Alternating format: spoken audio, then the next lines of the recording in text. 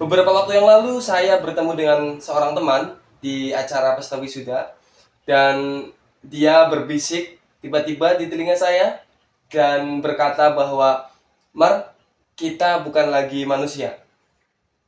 Saya tercengang, maksudnya apa? Tapi setelah dia ceritakan, saya akhirnya paham bahwa dia merasa demikian karena begitu banyak tekanan dalam kehidupan yang salah satunya didominasi oleh tekanan pekerjaan gitu, sehingga dia tidak merasa lagi sebagai manusia, mungkin merasa robot dan sebagainya. Menarik, coba kita bandingkan em, apa namanya kehidupan leluhur kita yang hidupnya dengan cara berburu dan meramu, berburu mengumpul, dan kehidupan kita manusia modern sebagai pekerja, sebagai buruh, sebagai apapun lah. Em, Coba bayangkan teman-teman bangun tidur di pagi hari dan teman-teman dari kepala mengeluarkan sebuah pertanyaan, hari ini apa yang harus saya lakukan? Ini terdengar indah ya, karena normalnya orang di kehidupan modern itu pagi-pagi sudah tahu mau ngapain, OTW kantor, OTW tempat kerja. Dan itu terasa menyenangkan ya kalau pagi-pagi bisa bisa bisa bertanya hari ini mau ngapain ya.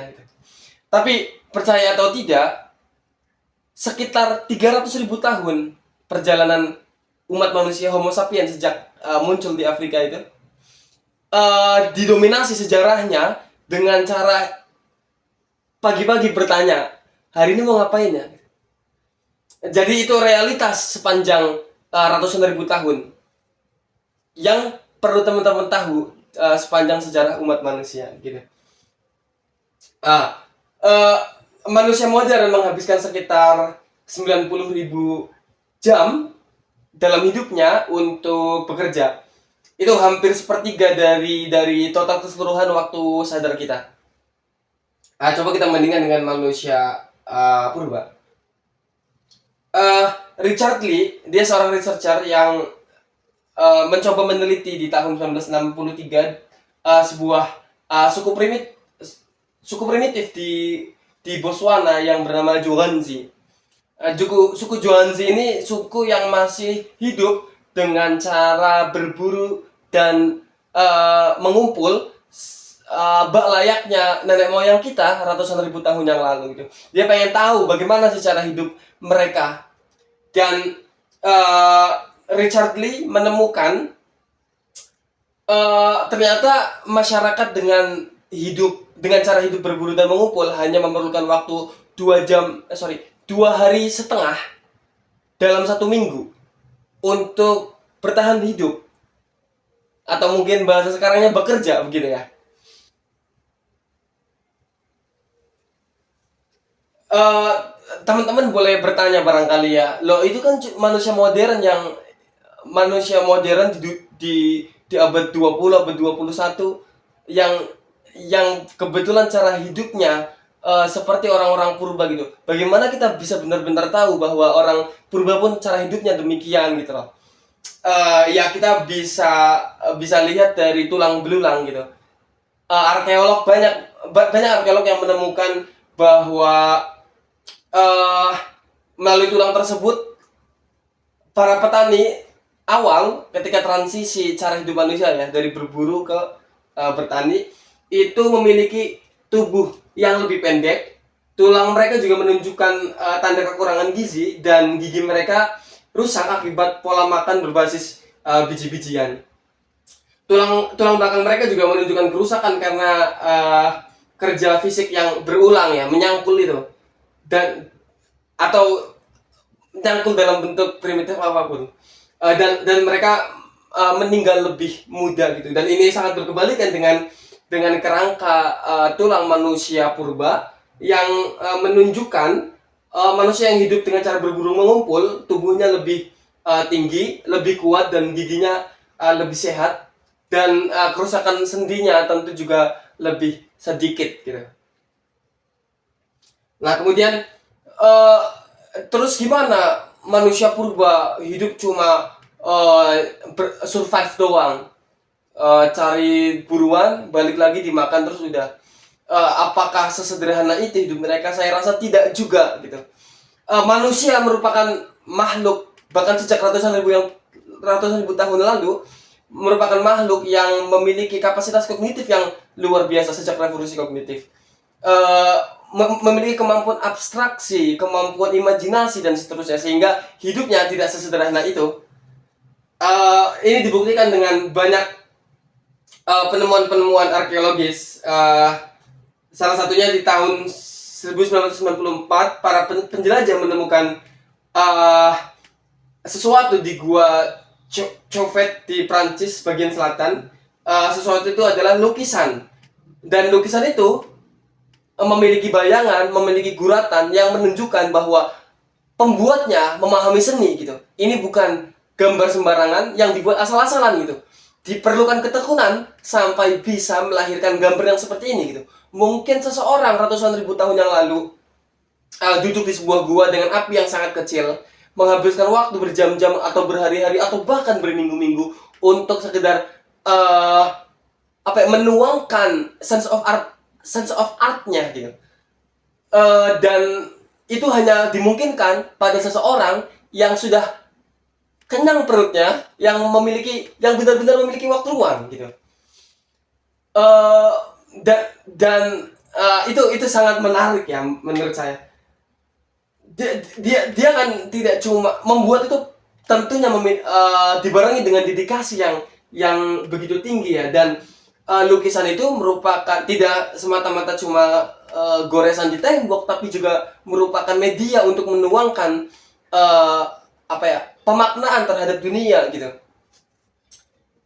Terus bukan cuma itu ya, perhiasan dan musik purba juga ditemukan. Misalkan manik-manik di Gua Blombos, South Africa, manik-manik kerang berusia 100.000 tahun menunjukkan kreativitas dan ekspresi diri manusia purba. Jadi kayak ada kerang yang disusun atau mungkin dijahit sehingga menjadi dekorasi gitu. Dan ini bukan semata-mata gabut ya, ini juga merupakan manifestasi dari sense of art. Mungkin seseorang 100.000 tahun lalu berjalan puluhan kilometer untuk bertemu dengan bibir pantai, lalu mengambil kerang-kerang yang ada di sana, lalu pulang disusun menjadi dekorasi. Ya, dedikasinya amat tinggi gitu untuk bisa melahirkan manik-manik ini gitu. Dan ini juga merupakan sebuah bukti bahwa manusia purba meluangkan waktu, bukan meluangkan sih, mereka punya waktu memang. Mereka menghabiskan waktu untuk kecantikan dan sebuah makna yang tertuang melalui manik-manik itu. Kemudian seruling. Seruling tulang burung nasar berusia 40.000 tahun ditemukan di Jerman, dan ini mencerminkan pentingnya musik dalam hidup manusia. Dan kalau nggak salah, seruling ini memiliki 5 lubang gitu. Ini dibuat bukan oleh sembarang manusia. Pembuatnya, manusia purba ini memahami betul musik, memahami betul seni, dan mengerti akan nada gitu. Dan ini merupakan sebuah ekspresi gitu, ekspresi manusia.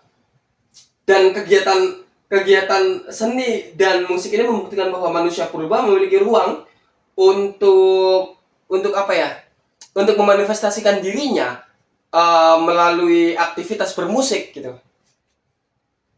Terus manusia purba ngapain aja selama seharian gitu. Ya kalian bisa bayangkan. Jadi pernah ada researcher yang datang ke suku pedalaman pemburu pengumpul dan merekam aktivitas keseharian orang-orang di sana. Dan teman-teman bisa membayangkannya. Pertama, di pagi-pagi itu kalian sarapan. Mungkin kalau ada sisa daging hari yang lalu, kalian tidak usah berburu, cukup habiskan saja daging yang tersisa ini.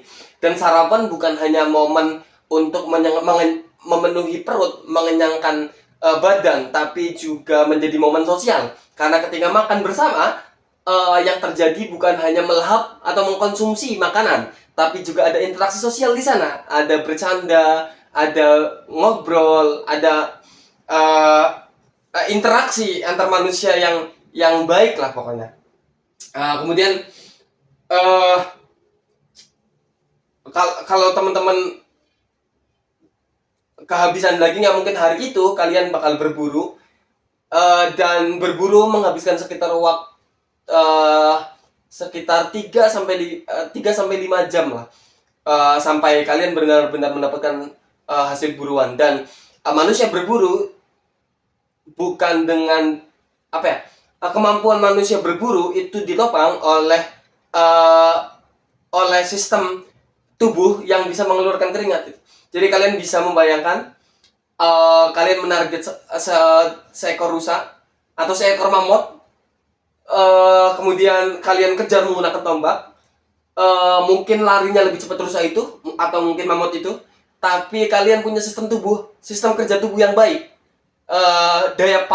Hawa panas yang ada di tubuh itu bisa dikeluarkan melalui proses pendinginan, dengan cara mengeluarkan keringat itu. Jadi boleh kamu lari lebih kencang, tapi saya bisa bertahan lama.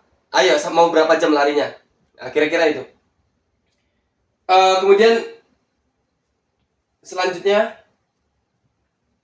tadi ini udah dijelasin.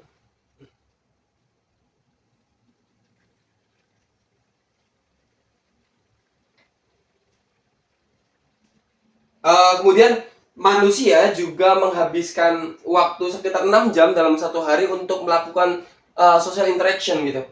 Jadi hubungan sosial benar-benar dibangun ketika manusia masih hidup dengan cara berbudaya dan mengumpul. Sebab apa? Kita hidup dalam kelompok kecil, dan kehidupan kita sangat bergantung pada orang yang ada di sekitar kita. Bagaimana jika saya sakit? Bagaimana jika misalnya saya perempuan, saya hamil, mengurusin anak dan seterusnya. Sehingga manusia purba banyak meluangkan waktu, menginvestasikan waktu untuk menjalin hubungan emosional yang baik antar sesama gitu. Dan ini sesuatu yang saya secara pribadi dan banyak mungkin di antara teman-teman yang sangat dirindukan gitu. Koneksi antar manusia menjadi kemewahan terakhir yang tersisa di dunia modern gitu. Andai teman-teman masih memiliki koneksi itu, koneksi yang mendalam dengan teman, dengan pasangan, dengan orang tua, itu adalah harta yang sangat berharga menurut saya. Dan yang menarik adalah, justru ketika selesai berburu, misal sore, terus balik, yang terjadi, khususnya ketika malam, mereka membakar api unggun, kemudian di dalam lingkaran api unggun itu mereka menjalin lagi-lagi interaksi sosial. Dan ketika malam, ceritanya lebih variatif lagi. Mereka bercerita mengenai asal-usul manusia, bercerita mengenai perjalanan jauh, bercerita mengenai mitos-mitos tertentu. Dan sebagian orang percaya bahwa dari sinilah asal-usul tradisi dan budaya, asal-usul agama, asal-usul mitos, legenda, dan seterusnya. Dari percakapan-percakapan malam hari di tengah api unggun yang sangat hangat itu. Kemudian cara hidup menyenangkan ini berubah. Sebentar, ada telepon. Kemudian cara hidup menyenangkan ini berubah ketika manusia sekitar 10.000 tahun yang lalu secara gradual merubah cara hidupnya dengan bertani dan menetap. Akibat cara hidup bertani, gini, jadi kalau manusia hidup dengan cara bertani, khususnya ketika pertanian itu sukses, bakal ada surplus pangan gitu. Dan surplus pangan ini akan meningkatkan populasi jumlah manusia. Dan ketika jumlah populasi manusia naik, tidak dibutuhkan lahan yang lebih besar lagi, pertanian yang lebih besar lagi, dan pertanian lebih besar akan melahirkan populasi yang lebih besar lagi, dan tidak ada lagi cara untuk kembali dengan cara hidup lama gitu. Dan dari sini lahir para spesialis gitu, kayak teknokrat, kemudian pandai besi, pekerjaan-pekerjaan spesies lain semacam itulah pokoknya.